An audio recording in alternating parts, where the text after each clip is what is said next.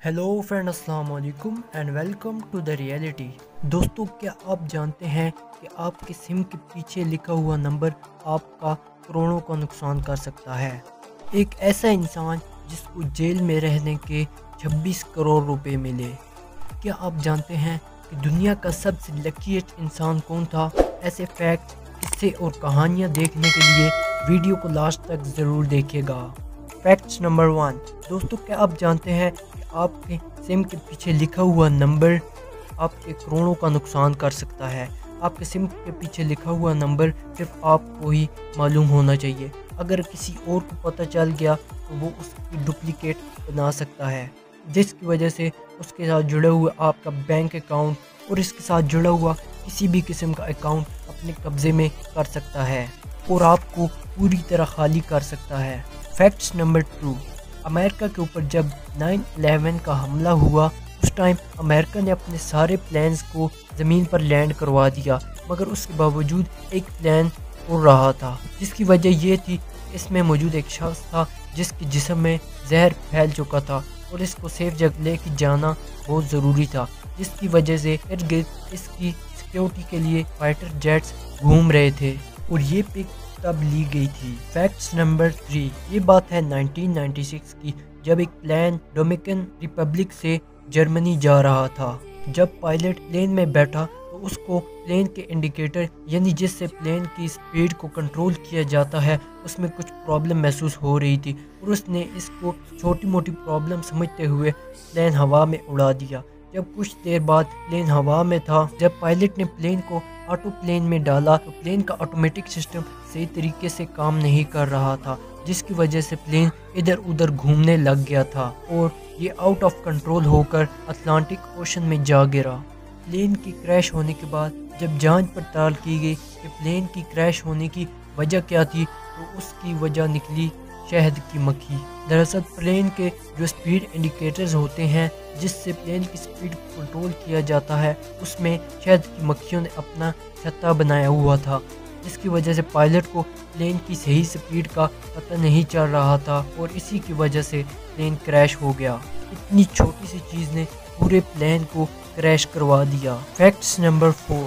मिलिए फ्रैंक सिलाक से। ये हैं दुनिया के सबसे लकीएस्ट इंसान, और ऐसा क्यों है ये हम आपको अभी बताते हैं। बात है साल 1962 की, जब फ्रेंक एक ट्रेन में सफ़र कर रहे थे तो अचानक ये ट्रेन एक नदी में जा गिरी, जिसमें कई लोगों की मौत हो जाती है, लेकिन फ्रेंक बच जाते हैं। इसके बाद फ्रेंक एक दफ़ा प्लेन में सफ़र कर रहे थे कि अचानक प्लेन का दरवाज़ा खुल जाता है और इसी वजह से 19 लोगों की मौत हो जाती है, लेकिन फ्रेंक फिर बच जाते हैं। साल 1996 में फ्रेंक एक बस में ट्रैवल कर रहे होते हैं तो ये बस पुल से नीचे गिर जाती है, जिसकी वजह से 7 लोगों की मौत हो जाती है और सही जाना आपने फ्रेंक फिर से बच जाते हैं।